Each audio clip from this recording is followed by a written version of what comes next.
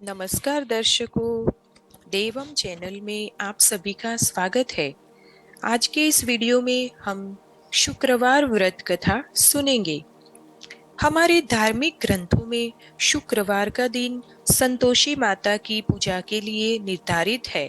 अत्यंत ही सरल, आसानी से प्रसन्न होने वाली संतोषी माता का व्रत हर तरह से गृहस्थी को धन धान्य, पुत्र, अन्न वस्त्र से परिपूर्ण रखता है और माँ अपने भक्त को हर कष्ट से बचाती है। बहुत समय पहले की बात है। एक बुढ़िया के 7 पुत्र थे। उनमें से 6 कमाते थे और एक निकम्मा था। बुढ़िया अपने 6 बेटों को प्रेम से खाना खिलाती और 7वें बेटे को बाद में उनकी थाली की बची हुई जूठन खिला दिया करती। 7वें बेटे की पत्नी इस बात से बड़ी दुखी थी, क्योंकि वह बहुत भोला था और ऐसी बातों पर ध्यान नहीं देता था। एक दिन बहू ने जूठा खिलाने की बात अपने पति से कही। पति ने सिर दर्द का बहाना कर रसोई में लेटकर स्वयं सच्चाई देख ली। उसने उसी क्षण दूसरे राज्य जाने का निश्चय किया। जब वह जाने लगा तो पत्नी ने उसकी निशानी मांगी। पत्नी को अंगूठी देकर वह चल पड़ा। दूसरे राज्य पहुंचते ही उसे एक सेठ की दुकान पर काम मिल गया और जल्द ही उसने मेहनत से अपनी जगह बना ली। इधर बेटे के घर से चले जाने पर सास ससुर बहू पर अत्याचार करने लगे। घर का सारा काम करवा के उसे लकड़ियां लाने जंगल भेज देते और आने पर भूसे की रोटी और नारियल के खोल में पानी रख देते। इस तरह अपार कष्ट में बहू के दिन कट रहे थे। एक दिन लकड़ियां लाते समय रास्ते में उसने कुछ महिलाओं को संतोषी माता की पूजा करते देखा और पूजा विधि पूछी। उनसे सुने अनुसार बहू ने भी कुछ लकड़ियां बेच दी और 1.25 रुपए का गुड़ चना लेकर संतोषी माता के मंदिर में जाकर संकल्प किया। 2 शुक्रवार बीतते ही उसके पति का पता और पैसे दोनों आ गए।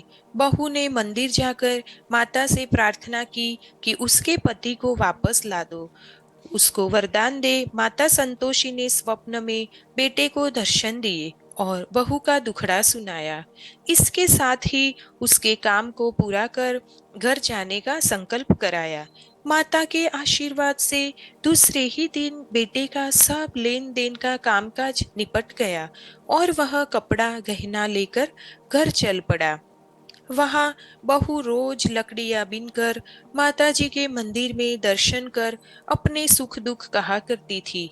एक दिन माता ने उसे ज्ञान दिया कि आज तेरा पति लौटने वाला है। तू नदी किनारे थोड़ी लकड़ियां रख दे और देर से घर जाकर आंगन से ही आवाज लगाना कि सासू माँ लकड़ियां ले लो और भूसे की रोटी दे दो, नारियल के खोल में पानी दे दो। बहू ने ऐसा ही किया। उसने नदी किनारे जो लकड़ियां रखी, उसे देख बेटे को भूख लगी और वह रोटी बना खाकर घर चला। घर पर माँ द्वारा भोजन का पूछने पर उसने मना कर दिया और अपनी पत्नी के बारे में पूछा। तभी बहू आकर आवाज लगाकर भूसे की रोटी और नारियल के खोल में पानी मांगने लगी।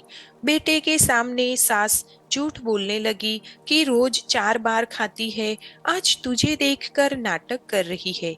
यह सारा दृश्य देखकर बेटा अपनी पत्नी को लेकर दूसरे घर में ठाठ से रहने लगा।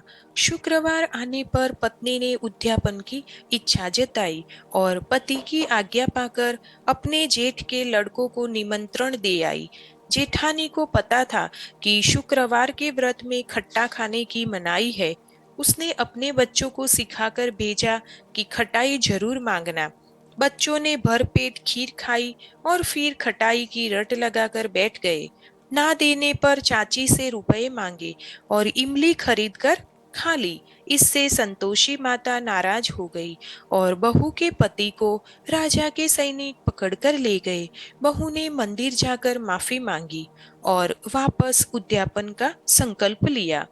इसके साथ ही उसका पति राजा के यहाँ से छूटकर घर आ गया।